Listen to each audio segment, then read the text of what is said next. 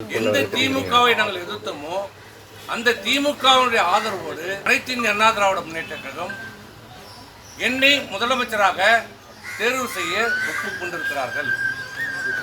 அதற்கு நாம் ஒத்துக்கொள்ள வேண்டும் என்று சொன்னபோது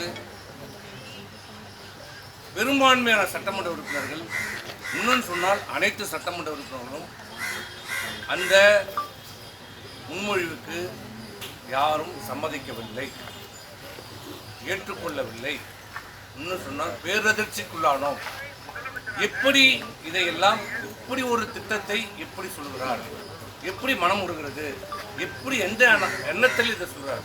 அப்படி திராவிட முன்னேற்ற கழகத்தோடு இணைந்தால் அனைத்து இந்திய அண்ணா திராவிட முன்னேற்ற கழகம் என்பதை இல்லாமல் போய்விடும் என்று நாங்கள் கருத்தை சொன்னோம். இது தவறு, இது வேண்டாம் என்று நாங்கள் சொன்னோம்.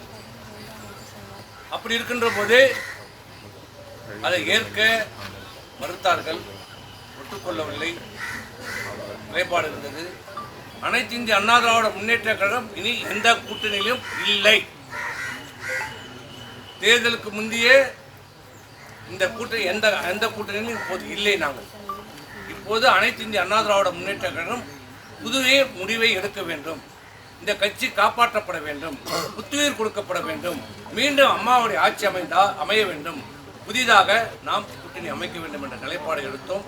அதன்படி தீர்மானத்தின்படி மக்கள் தீர்ப்பை ஏற்று இன்றைக்கு வெற்றி பெற்றிருக்கிற முதலமைச்சராக இருக்கிற தமிழக வெற்றி கழகத்தினுடைய தலைவரை, அந்த ஆட்சியை ஆதரிப்பது என்று அனைத்து இந்திய அண்ணா திராவிட முன்னேற்ற கழகம் சட்டமன்றத்திலே கூட்டத்திலே தீர்மானம் நிறைவேற்றப்பட்டு முடிவெடுக்கப்பட்டது.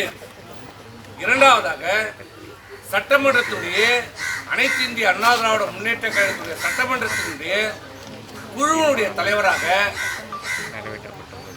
எங்களுடைய கட்சியினுடைய தலைமை நிலைய செயலாளர் முன்னாள் அமைச்சர் திரு எஸ்.பி. வேலுமணி அவர்களை சட்டமன்ற குழு தலைவராக தேர்ந்தெடுக்கப்பட்டார்.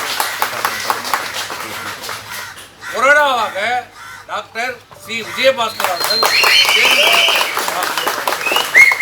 துணைத் தலைவராக சட்டமன்ற உறுப்பினர் ஹரி அவர்கள் தேர்வு செய்யப்பட்டிருக்கிறார்.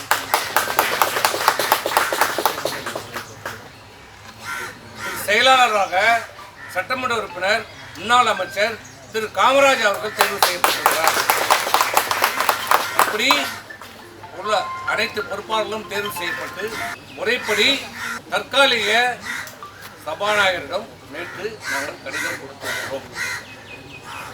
இது எங்களுடைய அனைத்து இந்திய அண்ணா திராவிட முன்னேற்ற கழகத்தினுடைய சட்டமன்ற உறுப்பினருடைய பெரும்பான்மை முடிவு.